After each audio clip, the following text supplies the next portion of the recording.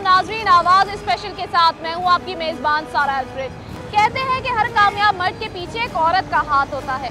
ठीक बिल्कुल उसी तरह हर कामयाब मुआशरे के पीछे भी औरत एक अहम किरदार अदा करती है। जैसा कि आप जानते हैं कि जलसे का इनेकाद किया गया है MQM की जानिब से, जिसका उन्वान है बाइख्तियार औरत मजबूत पाकिस्तान। तो आइए चलते हैं कराची की आवाम की जानिब और जानते हैं कि ख़वातीन के क्या तासुरात हैं इस जलसे के हवाले से।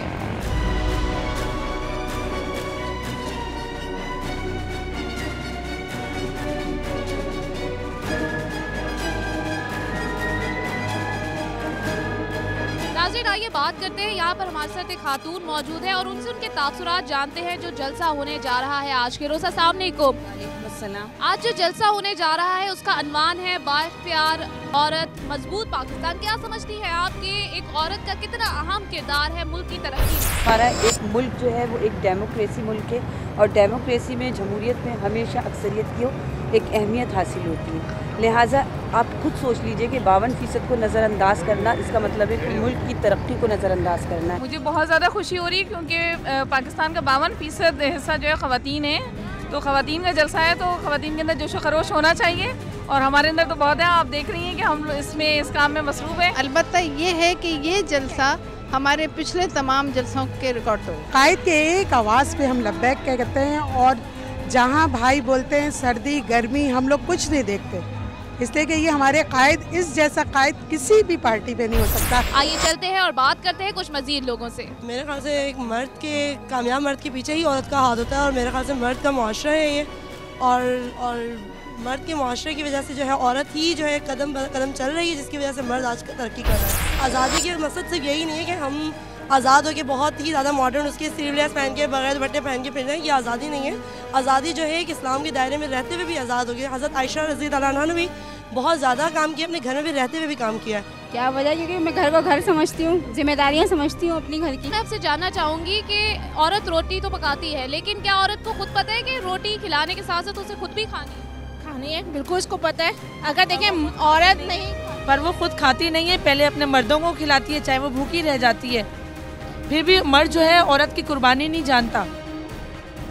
मर्द जो है फिर भी कुर्बानी नहीं जानता। वो फिर भी यही कहता है कि नहीं, हम जो है, हमें मर्द जो है, मर्द अपने आप को समझते हैं कि बस हमारे पास ताकत है। इस तरह की सोच को बदलने के लिए हमें क्या करना चाहिए?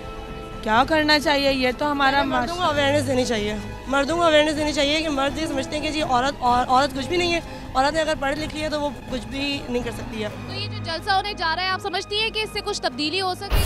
मैं समझती हूँ दुनिया उम्मीद पे खाई में, और मैं समझ हो नहीं सकती है। क्यों? ये मर्द का माशरा है, मर्द औरत को कभी आगे आने ही नहीं देता।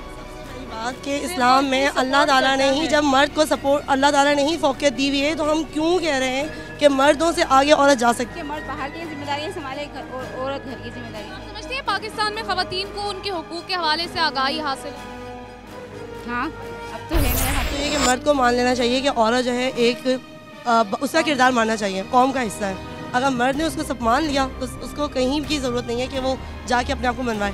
पहले और मर्दों को अवेयरनेस देनी चाहिए, औरतों से पहले मर्दों को ये अवेयरनेस होनी चाहिए कि औरत की इज्जत करे और उसके लिए उसकी जगह बनाए कि वो मकाम हासिल कर सके माशरे में। ख़वातीन को अपने हुकूक निभाने चाहिए और उनको मौका देना चाहिए। बाहर निकले तो उनके लिए इतने मसाइल पैदा ना हो कि बस स्टॉप पे खड़ी नहीं हो सकती। जॉब करने के लिए जाती तो उन्हें कैसी नज़रों से देखा जाता है। आजकल का माशरा इस तरह का कि औरत अकेले निकल नहीं सकती। औरत का किरदार तो अल्लाह ताला ने बहुत अहम बनाया है, लेकिन हमारे माशरे ने उसको बिल्कुल अलग कर दिया। इस चीज़ को ख़त्म करने के लिए क्या करना होगा?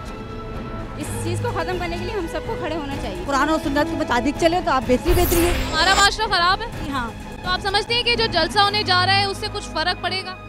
अब ये तो जल्द से ये बात भी पता चलेगा, हालात सही रहें जब की बात है। जल्दी से ये तो हम जहन नहीं बदल सकते लोगों का कि आप देखिए, मैं कह दूँ मैं आपके साथ हैं, लेकिन जब वोट डालने जा रही हूँ तो किसी और को डाल रही हूँ, है ना। तो हम ये किसी के जहन को बदल नहीं सकते। चलिए नाज़रीन, हम कोशिश करते हैं और ख़वातीन से बात करते हैं। अस्सलाम वालेकुम।